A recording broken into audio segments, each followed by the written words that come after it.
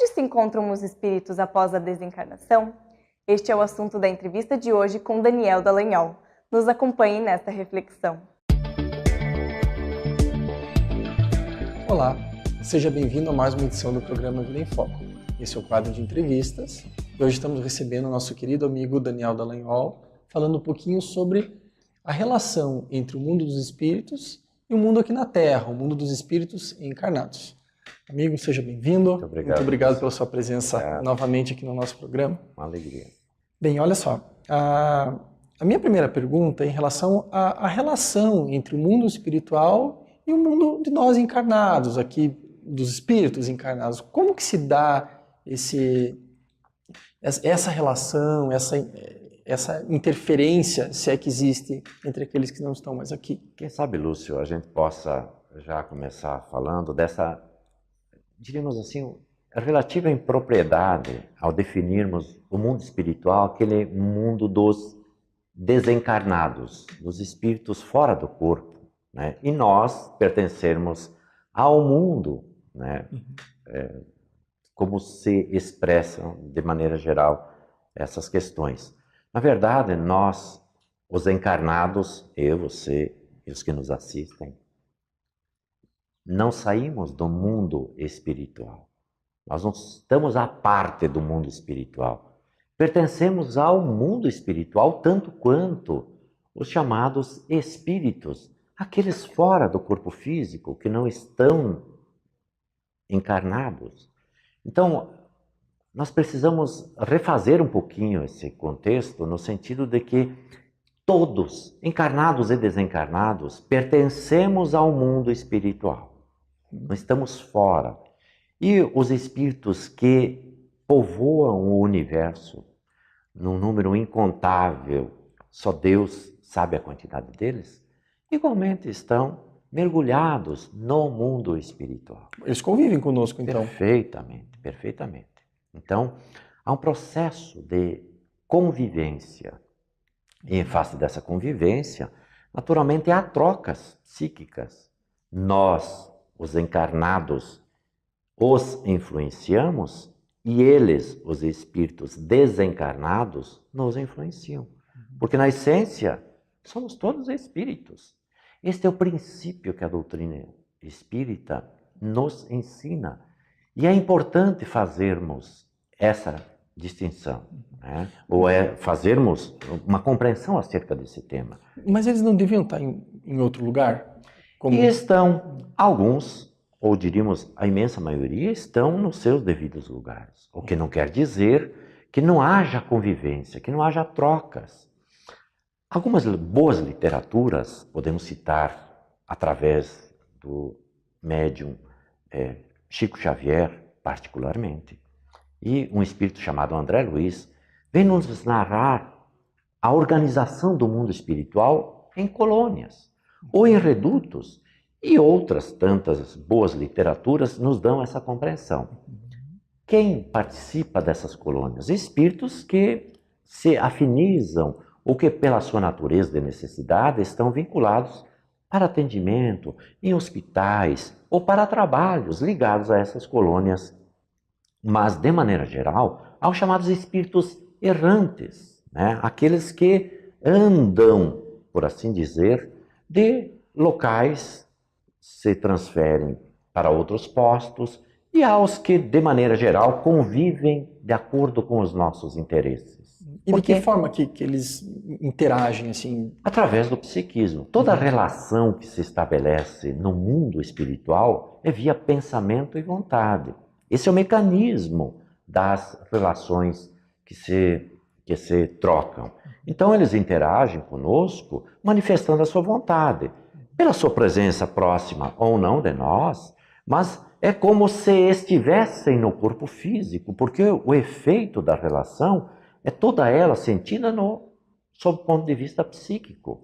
Quando nós influenciamos alguém, nós lhe transmitimos o nosso pensamento de acordo com aquilo que desejamos. Se essa pessoa ou alguém que desejamos influenciar atende o nosso pedido, de alguma forma nós a estamos conduzindo, estamos influenciando. E é um processo de troca psíquica, né? Não é só no campo que se imagina, né, quando se fala de espíritos, no campo da má condução, né, da má influenciação. Há espíritos bondosos que convivem conosco. Já visto aqueles que são nossos companheiros e se responsabilizaram na nossa existência. Há os espíritos familiares que convivem ordinariamente conosco. São nossos amigos, mas há também os que nos são inimigos. Então, de alguma forma, a convivência é intensa com os chamados espíritos, com aqueles que estão fora do corpo físico. Mas a convivência também é com os espíritos do corpo físico, né? Por isso que queremos reafirmar a ideia de que todos, pelo fato de sermos espíritos, estamos no mundo espiritual. Não estamos fora do mundo espiritual. Em face disso, nós trocamos informações. Bom, de uma maneira prática, então, pode ser que nós dois, nesse exato momento, estejamos sendo influenciados por espíritos afins que têm um interesse na divulgação da doutrina. Isso pode estar acontecendo agora. Perfeitamente. Todos nós somos rodeados por espírito. Quando Paulo de Tarso escreve aos seus irmãos hebreus, né, ele vai dizer assim: somos rodeados por uma nuvem de testemunhas, né? Veja a grandeza da informação. Essa nuvem de testemunhas são aqueles que têm interesse ou aqueles que às vezes não têm interesse naquilo que nós estamos fazendo, mas de alguma forma nos observam, né? Porque é um fenômeno que muitos desconhecem, né? Esse fenômeno psíquico que estabelece as relações entre os espíritos de maneira geral. Não importa sejam eles desencarnados ou encarnados, porque o fenômeno é todo psíquico, com, naturalmente, a qualidade moral que nós colocamos nas relações. Então, essa nuvem de testemunhas está ao nosso derredor, né? Alguns torcendo pelo nosso sucesso, outros até pelo nosso fracasso, né? De acordo com os interesses, nós nos reunimos ou unimos forças a favor ou contrárias. Tudo está naquilo que as pessoas, de maneira geral, são movidas. E é justamente sobre isso que eu quero conversar. Após o intervalo, fique conosco, em breve retornaremos. Aguarde alguns instantes. A Vida em Foco vai para uma pequena pausa e logo retornaremos com o segundo bloco de entrevistas. Até já!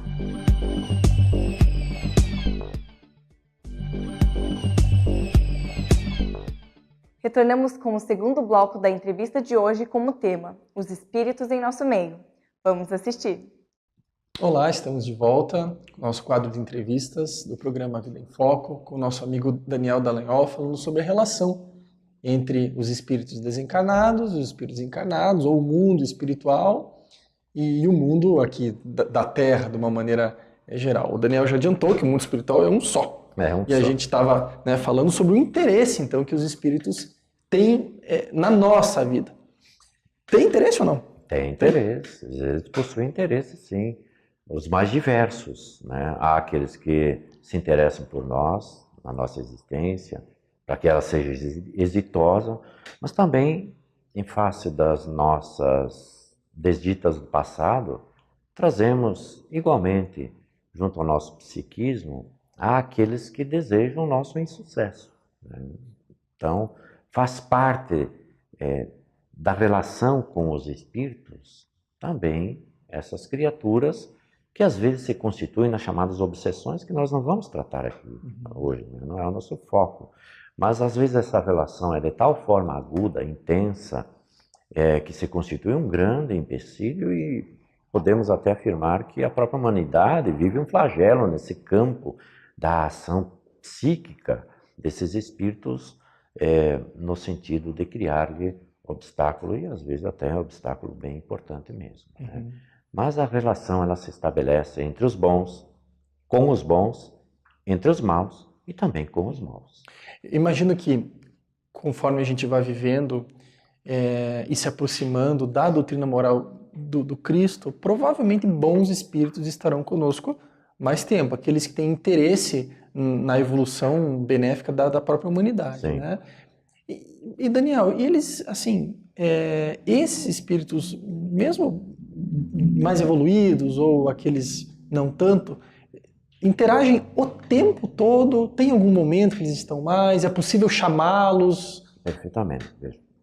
Você fez uma assertiva muito feliz, porque a doutrina espírita possui uma proposta essencialmente moralizadora, porque se alinha com a proposta de Jesus, razão pela qual adota integralmente o seu evangelho num livro particular chamado O Evangelho segundo o Espiritismo.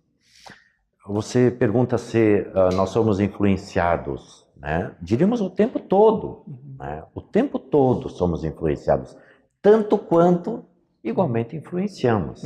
Então essa troca é permanente, é constante e é intensa. Naturalmente, há aquelas relações que elas são muito mais particularizadas. Falamos há pouco das questões obsessivas, né? Mas falamos também agora das questões que são muito próprias do ser humano em relação àqueles espíritos que têm compromissos, que assumiram compromissos conosco e nós assumimos compromissos com eles. Por exemplo, aqueles do nosso lar, os chamados guias espirituais, protetores, o chamado anjo da guarda, né? E naturalmente, por conta daquilo que fazemos, há espíritos que possuem interesse naquilo que você faz profissionalmente. Você é médico, né? Dentro da tua profissão e no exercício da sua profissão, há espíritos que se interessam e te ajudam enquanto você está no atendimento a um procedimento cirúrgico, a um paciente, por exemplo, né?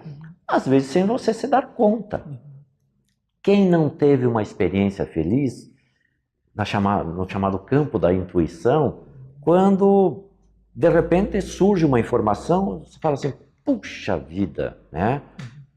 São esses amigos, são esses espíritos que estão interessados no bem da Terra também, no êxito dos seus irmãos em humanidade.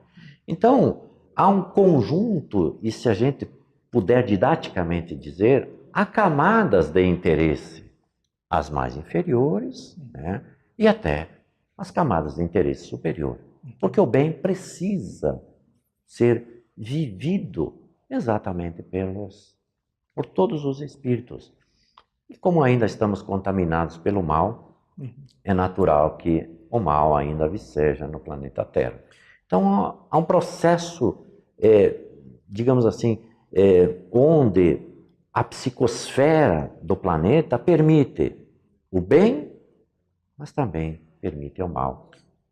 E as criaturas dão aquilo que elas possuem dentro de si. Bom, então, pelo que eu entendi, essa relação, porque não necessariamente se dá apenas com espíritos ou bons ou maus, se dá com aqueles espíritos que têm interesses no que a gente quer, deseja e de certa forma pede também, né? Pelo jeito a comunicação ela é bem direta e bem rápida, como se estivéssemos conversando, porém de maneira psíquica. Perfeitamente. Né? Tudo está nos níveis de afinidade que nós estabelecemos, né? Mesmo naqueles instantes em que nos mantemos na nossa condição, diríamos na nossa condição normal, mesmo assim somos influenciados por campos vibracionais, psíquicos, que o mal pode nos atingir. Mas igualmente, mantendo a nossa condição normal, digamos assim, temos a influência dos bons, né? Então, estamos imersos num mar psíquico onde, de alguma forma, nos é permitida, às vezes, a ação do bem, por conta exatamente desse influxo do bem, mas também nos permite, às vezes, a ação do mal, por conta também desta ação que o mal pode realizar sobre nós. Quem de nós, às vezes, não temos situações que saímos da nossa normalidade, que nós gostaríamos de nos esconder nesses momentos, né? Momentos de agressões, momentos de discussões, mas há aqueles outros também em que a nossa alma se eleva, ou numa prece, numa prática do bem que está fora, às vezes, daquela condição comum de realizar. Então, estamos nessas trocas possíveis por conta exatamente das relações que nós estabelecemos. Dani, a gente tem um minutinho ainda. Última pergunta, onde entra a oração nesse meio de campo? A oração é essa condição que nós nos colocamos acima da condição normal da nossa existência. Ela é absolutamente necessária. É ela que cria as condições de higienização psíquica. Oração é aquele elemento de religação ou de ligação de nós outros para com a divindade. Esse é um instante que todos nós devemos procurar, pelo menos uma vez por dia, se não for possível, né? Mais vezes, mas é o necessário que precisamos a fim de que higienizemos as nossas relações e, pouco a pouco, estabeleçamos conexões saudáveis, melhores, psiquicamente mais moralizadas. É a forma de nós nos ligarmos a este mundo espiritual melhorado, que a gente precisa buscar sempre. Eu não diria a todo instante, porque nós não somos ainda aqueles que temos essa condição, mas ela é necessária. Muito obrigado mais uma vez pela tua presença. Você, fique conosco, lembrando que o programa ainda segue. Você pode assistir os outros vídeos no YouTube, no nosso canal, pode entrar em contato através do nosso e-mail, contato@vidaemfoco.com.br e através do Facebook também. Muito obrigado e até a próxima.